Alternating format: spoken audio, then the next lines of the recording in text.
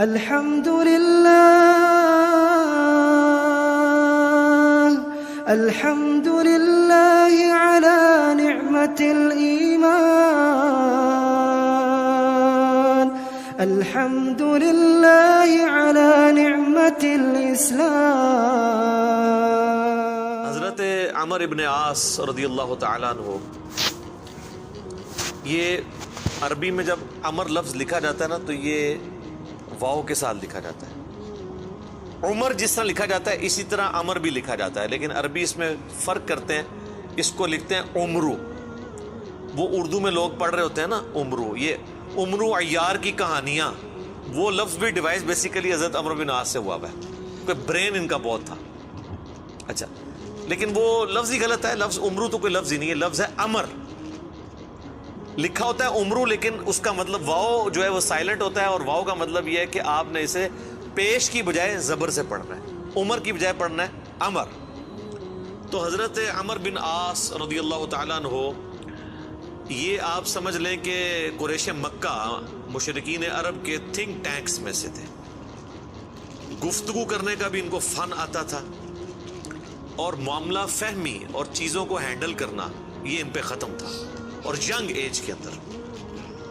اس کا اندازہ آپ اس بات سے لگائیں کہ جب مسلمان ہجرت کر کے نجاشی کے پاس چلے گئے تو مشرکین عرب نے اپنا سفیر بنا کر جس شخص کو بھیجا کہ وہاں پہ جا کے ایک عیسائی بادشاہ سے مقدمہ لڑ سکے اور نعوذ باللہ مسلمانوں کو وہاں سے دوبارہ ملک بدر کروایا جائے، تو جس شخصیت کا انتخاب کیا وہ عمر بن عاص تھے. اس وقت ظاہر وہ مسلمان نہیں ہوتے. بہرحال وہاں پہ پھر قرآن کی طاقت کام آئی. حضرت علی کے جو بھائی تھے جعفر بن ابی طالب، انہوں نے سورہ مریم کی جب تلاوت کی نجاشی کے دربار میں، اللہ تعالیٰ کی گفتگو کے سامنے بڑے سے بڑا بھی کوئی سفیر ہو، اس کی زبان کا اثر تو پھر ختم ہو جاتا ہے. تو نجاشی کی حالانکہ عمر بن عاص سے بڑی پرسنل دوستی بھی تھی، یہ بڑے ان سے تحفے بھی ان کے لیے لے کے گئے، وہ تحفے بھی اس نے واپس کر دیے.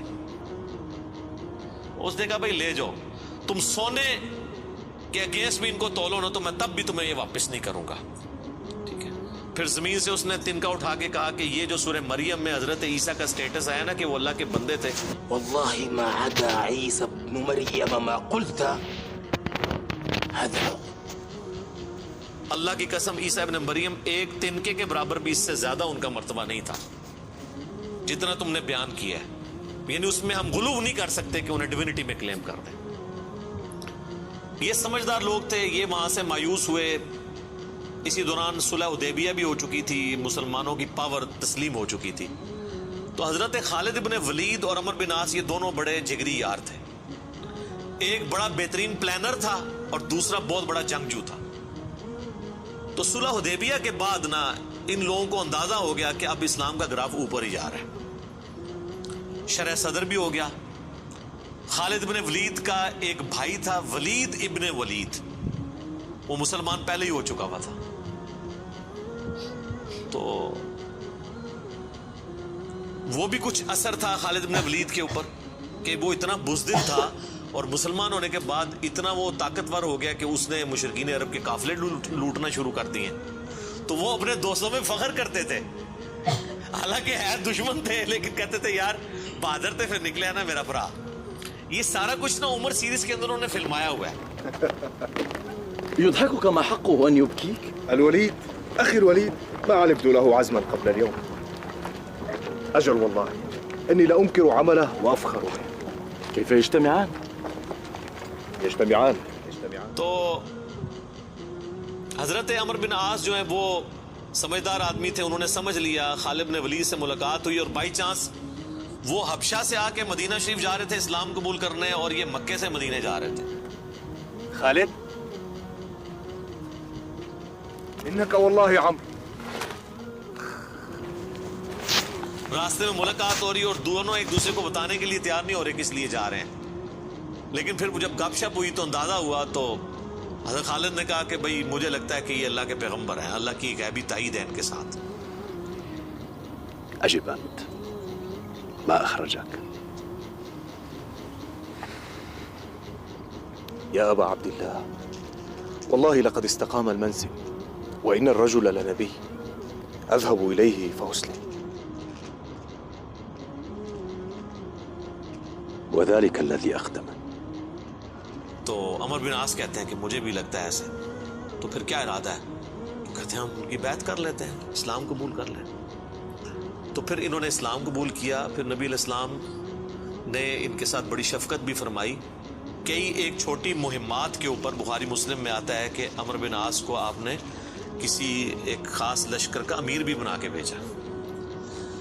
اور پھر سیدنا عمر کے دور میں جنگ یرموک کے اندر بھی یہ جو بڑے بڑے چند کمانڈر جو تھے حضرت ابو عبیدہ ابن جرح کے ساتھ, ان میں عمر بن عاص بھی شامل تھے. جنگ یرموک انہوں نے لڑی ہوئی ہے, رومن امپائر کے خلاف جو فیصلہ کن جنگ تھی. اس کے بعد پھر جب مصر کے فتح کرنے کی باری آئی تو مصر کے اوپر تو حضرت عمر بن عاص کو ہی بھیجا تھا حضرت عمر نے. تو یہ فاتح مصر بھی ہیں.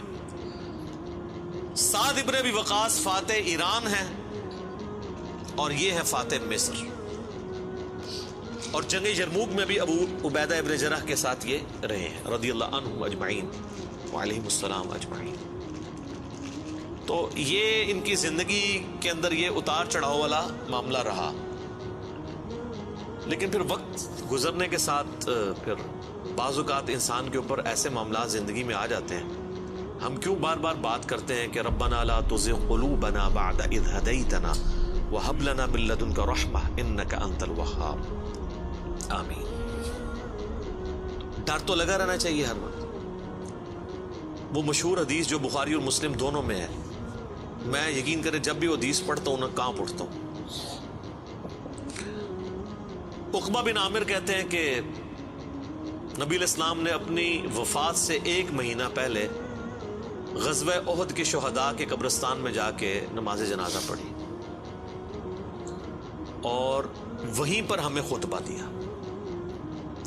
اچھا, اس حدیث کے اینڈ پہ بڑے دردناک الفاظ ہیں. عقبہ بن عامر کہتے ہیں یہ آخری دفعہ میں نے نبی علیہ السلام کا دیدار کیا تھا, اس کے بعد میں نے حضور کو کبھی نہیں دیکھا.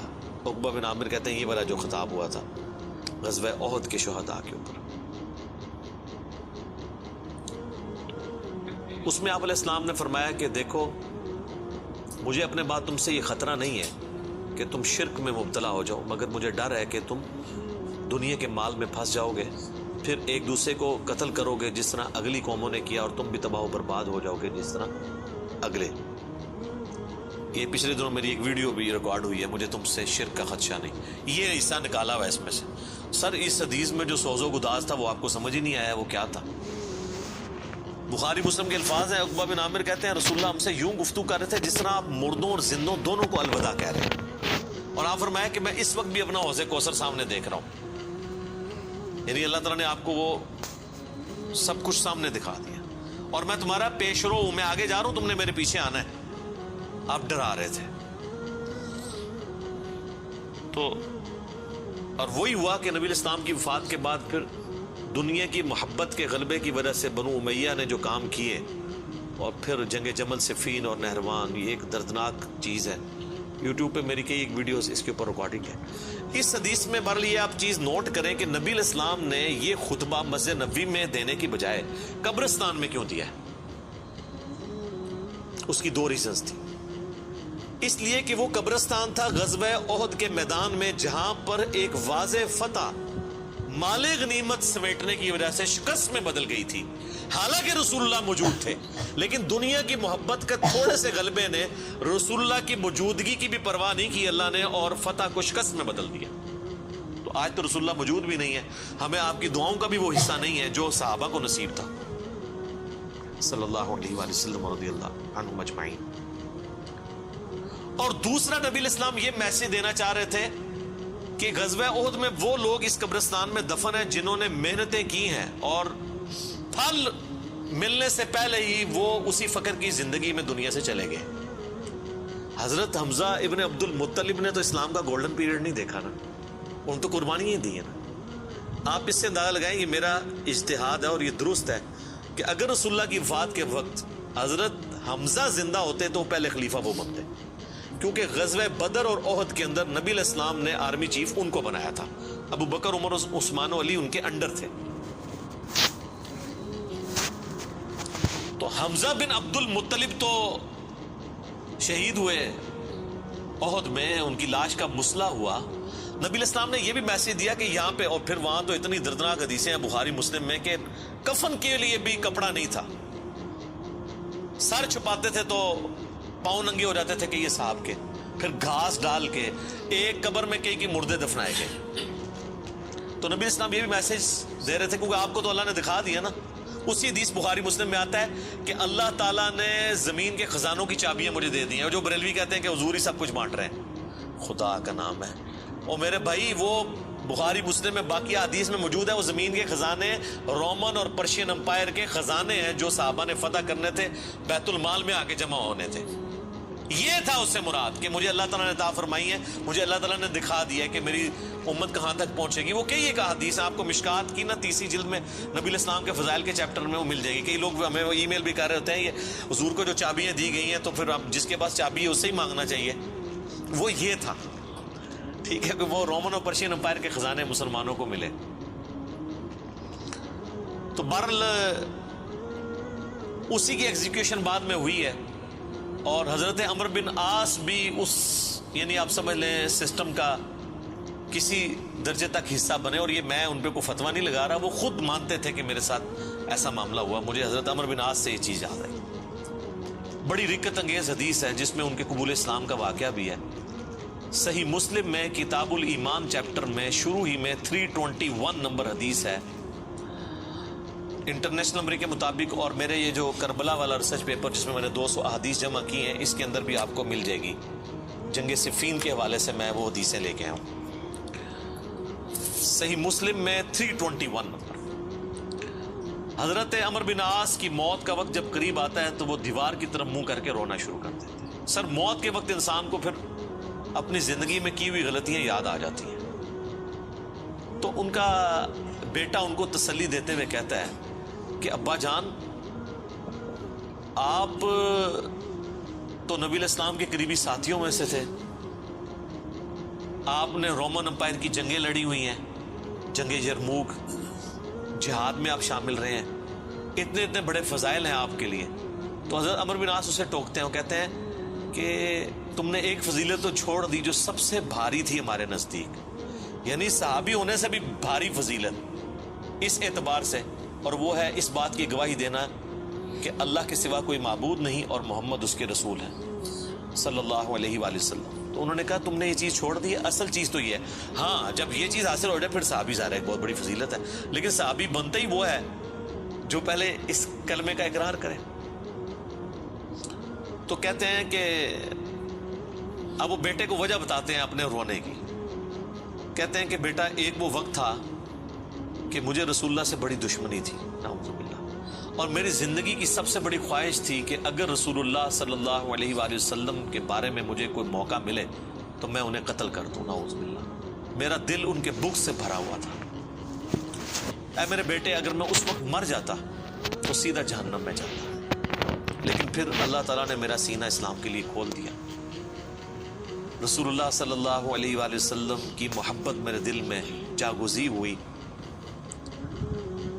اور وہ کہتے ہیں پھر مجھے اس دنیا میں رسول اللہ سے بڑھ کر کوئی محبوب نہیں تھا صلی اللہ علیہ وسلم، اور کہتے ہیں میرے بیٹے پوری زندگی نبی علیہ السلام سے مجھے محبت اور عقیدت کا وہ لیول تھا کہ میں نے کبھی بھی آنکھ بھر کے حضور کے چہرے کی طرف نہیں دیکھا، اور اگر تم مجھ سے پوچھو نا کہ میں حضور کے چہرے کے خد و خال بیان کروں تو نہیں کر سکتا۔ میں نے زندگی میں حضور کی ادب کی وجہ سے کبھی آپ کے چہرے کو نگاہ بھر کے بھی نہیں دیکھا، اور کہتے ہیں میرے بیٹے میں اس وقت مر جاتا تو سیدھا جنت میں ہی جاتا جب میں نے اسلام قبول کر لیا۔ اور پھر وہ ساتھ بتاتے ہیں، کہتے ہیں میں جب اسلام قبول کرنے کے لیے گیا تو نبی علیہ السلام نے اپنا دایاں ہاتھ آگے بڑھایا تو میں نے بھی آگے بڑھا کے پیچھے کھینچ لیا، اور میں نے کہا یا رسول اللہ پہلے مجھے گارنٹی دیں کہ میرے پچھلے سارے گناہ معاف ہوں جو میں نے اسلام کے خلاف کیے ہیں۔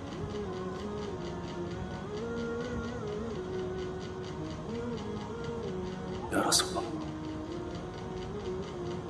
أشهد أن لا إله إلا الله وأنك رسول الله وإني أسألك مثل الذي سأل خالد فادع لنا صلى الله عليه وسلم۔ تو نبی علیہ السلام نے فرمایا کہ اے عمر کیا تجھے نہیں پتا کہ اسلام سابقہ کے سارے گناہوں کو معاف کر دیتا ہے؟ مقبول حج سابقہ کے سارے گناہوں کو معاف کر دیتا ہے، اور اللہ کی راہ میں ہجرت کرنا سابقہ کے سارے گناہوں کو معاف کر دیتا ہے۔ حضور نے میرے گناہوں کی معافی کی گارنٹی لی، میں نے اسلام قبول کیا۔ اے میرے بچے، اگر میں اس وقت مر جاتا تو سیدھا جنت میں جاتا، لیکن پھر میری زندگی میں ایک تیسرا وقت آیا، پھر مجھ سے وہ کچھ ہوا جو نہیں ہونا چاہیے تھا۔ یہ حدیث مسند احمد کے اندر بھی موجود ہے، صرف صحیح مسلم میں نہیں ہے۔ اس میں تو خیر اور بہت سارے الفاظ ہیں، وہ میں بعد میں وہ طریق بیان کرتا ہوں۔ کہتے ہیں بہرحال پھر مجھ سے جو کچھ ہوا، اب میں اللہ سے امید کرتا ہوں کہ اللہ تعالیٰ مجھے معاف کرے گا، آمین۔ جب میں مر جاؤں تو میری قبر کے ساتھ، میری لاش کے ساتھ، میت کے ساتھ کوئی آگ نہیں ساتھ لے کر جانی، اور نہ کوئی نوحہ کرنے والی عورت ساتھ لے کے جانی ہے، اور مجھے دفنانے کے بعد میری قبر کے اوپر پانی چھڑک دینا، جس طرح نبی علیہ السلام کی سنت ہے کہ آپ دفنانے کے بعد پانی چھڑکتے تھے، اور اس کے بعد میری قبر پہ اتنی دیر موجود رہنا جتنی دیر ایک اونٹ کو نہر کر کے اس کا گوشت تقسیم کیا جاتا ہے، یعنی کم از کم 2 گھنٹے تک، تاکہ میں اپنی قبر سے مانوس ہوں اور دیکھو میں اللہ کے بھیجے ہوئے فرشتوں کو پھر کیا جواب دیتا ہوں۔ یعنی اس سے حضرت عمر بن عاص نے یہ بھی عقیدہ دیا کہ اسی زمینی قبر کے اندر حساب و کتاب ہوتا ہے، لیکن اس کو کوئی دیکھ نہیں سکتا۔ یعنی اگر ایگزیکٹ آپ کیمرہ فٹ کر دیں تو یہ جو کیپٹن عثمانی برزخی گروپ جو لوگ کہتے ہیں نا، وہ کہیں اور قبر ہوتی ہے، تو حضرت عمر بن عاص کا یہ عقیدہ نہیں تھا۔ یہ حدیث ان کے گلے کا کانٹا ہے، جب وہ ہم پیش کرتے ہیں وہ کہتے ہیں عمر بن عاص کا تو ذہنی توازن آخری وقت میں بگڑا ہوا تھا، وہ تو بہکی بہکی باتیں کر رہے تھے، کیونکہ ان کے لیے تو وہ جو بھی باتیں حضرت علی کی فیور میں جائیں وہ بہکی بہکی ان کو لگتی ہیں نا۔ میں کہتا ہوں ان کا دماغ جتنا موت کے وقت کام کیا ہے نا، پہلے نہیں کیا تھا، کیونکہ وہ تو اس وقت ہی ان کو احساس ہوا ہے۔ اس طرح کو پوری اپنی لائف سٹوری سناتا ہے جس کا دماغ چلا ہوا ہو، کدھر سے شروع ہے اور کدھر تک پہنچا ہے۔ اچھا، یہ حدیث مسند احمد میں بھی آتی ہے، اس میں جو ہے نا الفاظ ہیں کہ وہ گھبراہٹ کی وجہ سے نا دیوار کی طرف منہ کر کے روتے ہیں، تو ان کا بیٹا جب پوچھتا ہے کہ کیا آپ موت کے خوف کی وجہ سے رو رہے ہیں، وہ کہتے ہیں میں موت کی وجہ سے نہیں رو رہا، میں رو رہا ہوں اس بات کو کہ مرنے کے بعد میرے ساتھ کیا بنے گا، موت کے بعد آنے والے حالات کے بارے میں۔ یہی تو سر ہم آپ کو کہہ رہے ہیں کہ مرنے سے پہلے اے مسلمان کر لے اس پہ غور، کتابوں کا خدا اور ہے، بابوں کا خدا اور۔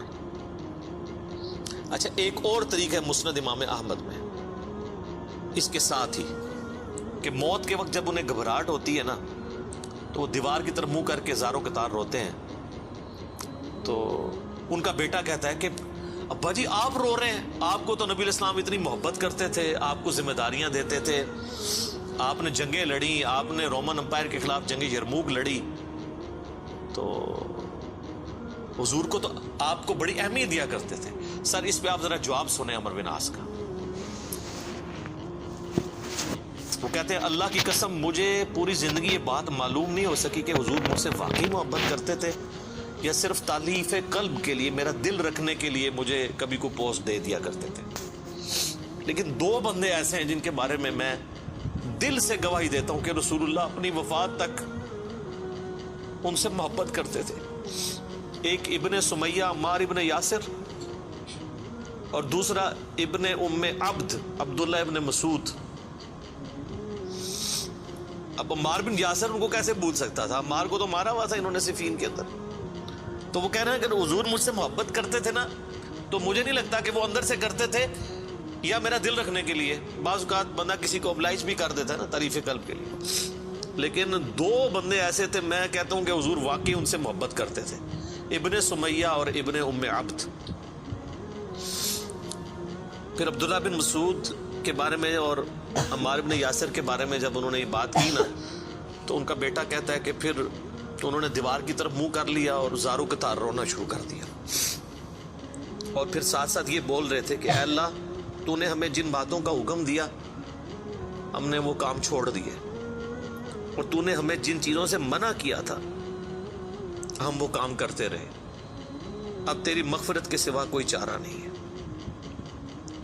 اور پھر ان کا بیٹا کہتا ہے کہ بس یہی جملے وہ پڑھتے رہے کہ ان کی روح پرواز کر گئی۔ آخری ان کا کلام یہی تھا کہ اللہ جو جن کاموں سے تو نے روکا وہ ہم کرتے رہے، اور جن چیزوں کا تو نے حکم دیا ہم اس کی مخالفت کرتے رہے، تیری مغفرت کے سوا کوئی چارہ نہیں ہے۔ تو اسی حدیث میں الفاظ ہیں کہ وہ جو میں نے بتایا مسند احمد والی جو حدیث ہے کہ میری زندگی میں جو 3 پیریڈ آئے اس میں انہوں نے پھر تیسرا کہا کہ پھر میں حکومتی معاملات میں، بادشاہت کے معاملات میں پڑ گیا۔ صحیح مسلم میں تو ایمبیگوس الفاظ سے، مسند احمد والے طریق میں ہے کہ میں بادشاہت سے جا ملا، یعنی وہ ملوکیت والا وہ جو معاملہ تھا وہ اسی کو ہی رو رہے تھے۔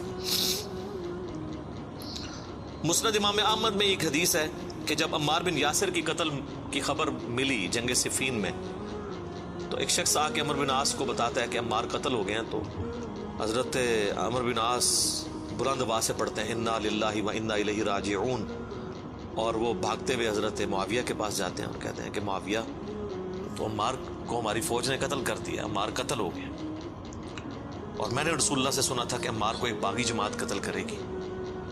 تو حضرت معاویہ بجائے یہ کہ رجوع کرنے کے عمر بن عاص کو کہتے ہیں کہ تو اونٹ کی طرح اپنے پیشاب میں پھسلتا ہے، یعنی تجھے خود یہ اس حدیث کا پتہ ہے اور تو خام خواہ اس کا چرچا کر کے لوگوں کو بتانا چاہ رہا ہے کہ علی حق پہ ہے اور ہم نہ حق ہیں۔ تو ہم نے اس کو مارا ہے، اس کو تو علی نے مارا ہے، نہ علی لاتا اس کو اور نہ وہ جنگ کے اندر قتل ہوتا ہے، یہ تو علی نے لا کے ہمارے نیزوں کے آگے اسے پھینکا ہے، نعوذ باللہ۔ اتنی باطل تعویل کی۔ اور المستدرک الحاکم میں اور باقی کتابوں میں حدیث کی ملتا ہے کہ جب حضرت علی کو اس کی خبر ملی نا، تو انہوں نے کہا کہ پھر معاویہ یہ کہنا چاہتا ہے کہ حمزہ کا قاتل رسول اللہ تھے، کہ نہ وہ جنگ احد میں ساتھ لے کے آتے نہ حمزہ قتل ہوتا۔ تو جو شخص جس کی فیور میں قتل ہو رہا ہوتا ہے وہ تو اس کا قاتل نہیں ہوتا، مخالف ہی قاتل ہوتا ہے۔ تو پھر مسند احمد میں ایک اور حدیث ہے کہ عمار کے قتل ہونے کی جب خبر پہنچتی ہے نا، تو حضرت عمر بن عاص کہتے ہیں کہ میں نے خود رسول اللہ سے سنا تھا کہ عمار کو باغی جماعت قتل کرے گی، اور عمار کا قاتل اور مال لوٹنے والا آگ میں ہے۔ تو وہ جو شخص خبر لے کے آتا ہے نا، اس کو بھی ہاتھ پاؤں پڑ جاتے ہیں کہ ایک میں ان کو خبر دے رہا ہوں، ان کو خود بھی پتہ ہے، تو یہ لوگ کیا کر رہے ہیں؟ تو حضرت عمر بن عاص اس کی بھی تعویل کرتے ہیں، وہ کہتے ہیں حضور نے جو جہنم کے بارے میں فرمایا تھا نا، وہ عمار کے قاتل اور مال لوٹنے والے کے لیے تھا، وہ ہمارے لیے نہیں ہے۔ اگرچہ ہم بھی جنگ لڑ رہے تھے لیکن ہمارے ہاتھوں سے تو نہیں وہ قتل ہوا، حالانکہ صحیح بخاری میں حدیث ہے عمار کو باغی جماعت قتل کرے گی، اور یہ حدیث میں نے بتایا ان کو پتہ بھی تھی۔ جماعت کے بارے میں الگ سے میں نہیں کہتا دوزخ میں جائے گی، اللہ اور بندے کا معاملہ ہے۔ تو انہوں نے کہا کہ یہ مال لوٹنے والا اور قتل کرنے والے کے بارے میں۔ اب مسند احمد میں موجود ہے کہ وہ صحابی صلح حدیبیہ کا صحابی تھا، ابو الغادیہ، جس نے عمار کو قتل کیا تھا، اور پوری زندگی پہ پھر وہ روتے تھے مجھ سے یہ کیا کام ہوا۔ تو اس پہ خیر ابن حجر اسقلانی نے بڑی کوشش کی ہے، انہوں نے بحث کی ہے کہ نہیں، صلح حدیبیہ کی فضیلت اسے کور کر لے گی، امید ہے کہ وہ جنت میں ہی جائے گا، جہنم میں پھیرا لگائے بغیر۔ تو شیخ البانی نے پھر اس کے اوپر گرفت کی ہے کہ نہیں، جو عام فضیلت ہوتی ہے نا، جب کسی معاملے میں تخصیص آ جائے تو عام فضیلت اٹھ جاتی ہے۔ جب حضور نے فرما دیا نا کہ عمار کا قاتل اور مال لوٹنے والا جہنم میں ہے، تو اب یہ ایک تخصیص آ گئی ہے، جب تخصیص آ جائے نا تو حکم عام اٹھ جاتا ہے اس شخص کے لیے، لہذا آپ یہ تعویل نہ کریں۔ شیخ البانی یعنی انہوں نے حق گوئی کا مظاہرہ کیا۔ بہرحال یہ اللہ اور بندے کا معاملہ ہے، ہم کوئی کسی کی آخرت کا فیصلہ نہیں کرتے۔ بہرحال یہ حقیقت ہے کہ حضرت علی اپنی وفات تک ان لوگوں سے ناراض رہے ہیں۔ المصنف ابن ابی شیبہ میں موجود ہے، تابعی کہتے ہیں ہم نے حضرت علی کے پیچھے نماز میں قنوت نازلہ پڑھی ہے۔ حضرت علی قنوت نازلہ میں پڑھتے تھے اللہم علیک بمعاویہ و اشیائہ و عمر ابن عاص و اشیائہ و ابا سلمی و اشیائہ، اس میں عمر بن عاص کا بھی نام ہے۔ اے اللہ معاویہ کے شیعہ اور معاویہ اور اس کے شیعہ کو برباد کر، عمر بن عاص اور ان کے شیعہ کو برباد کر۔ یہ حضرت علی قنوت نازلہ پڑھا کرتے تھے۔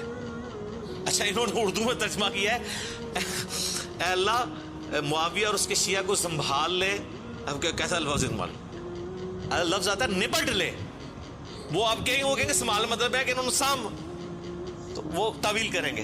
تو میں نے اس لیے ترجمہ کیا تباہ و برباد کر، کیونکہ یہ علیکہ کے ساتھ جب بات کی جاتی ہے نا تو یہ آپ قنوت نازلہ پڑھ رہے ہوتے ہیں نا یہود و نصارہ کے اوپر بھی، تو اس میں بھی اللہم علیکہ یہ تو نہیں تھا ان کو سنبھال لے، سنبھال لیتے سانو ہی اللہ سانو سنبھال لینا تھے یار. تو وہ ترجمہ ایسا کرتے ہیں کہ وہ اس کو نا بدل دیتے ہیں. بہرحال آج کی ڈیٹ میں ہم تو یہی کہیں گے کہ حضرت عمرو بن عاص رضی اللہ تعالیٰ عنہ کا موت کے وقت رونا اور اللہ کی طرف رجوع لانا، اللہ تعالیٰ ان کی غلطیوں کا کفارہ اس کو بنائے. باقی انشاءاللہ تعالیٰ ایک تو چیز ہے، حضرت عمرو بن عاص کے لیے مجھے مولا علی سے ایک گارنٹی مل گئی ہے، مصنف ابن ابی شیبہ میں موجود ہے کہ اہل صفین کے بارے میں جب مولا علی سے پوچھا گیا تو انہوں نے کہا کہ میں امید کرتا ہوں کہ میری طرف سے شہید ہونے والے تو جنتی ہیں ہی ہیں، میرے مخالفین بھی جنتی ہیں. پھر قیامت والے دن اللہ کی بارگاہ میں معاملہ میرے اور معاویہ کے درمیان طے ہوگا. تو میرے خیال ہے حضرت عمرو بن عاص کو مولا علی نے پھر قنوت نازلہ کے بعد یہ فرما کے نکال دی ہے، اور آپ دیکھ لیں وہ روئے بھی بہت ہیں آخری وقت میں. میں ویسے جب بھی یہ حدیث پڑھتا ہوں پھر عمرو بن عاص کے لیے میرا دل نرم ہو جاتا ہے کہ انہوں نے مرنے سے پہلے اللہ کی طرف رجوع لائے رضی اللہ تعالیٰ عنہ وعلیہ السلام. اذانیں شروع ہو جاتی ہیں، بقیہ کے سوالات انشاءاللہ اذان کے وقفے کے بعد انشاءاللہ.